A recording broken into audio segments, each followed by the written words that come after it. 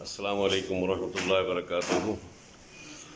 آج کا دن میرے لیے بڑی خوشی کا مقام ہے کہ آج میں نے اپنے مرکزی دفتر پاکستان EPCA فاؤنڈیشن کے مرکزی دفتر مخدومیہ ہائی اسکول میں کا دورہ کیا اور کام کرتے ہوئے دیکھا جتنی تندہی سے اور جتنی عزم کے ساتھ کام کر رہے ہیں۔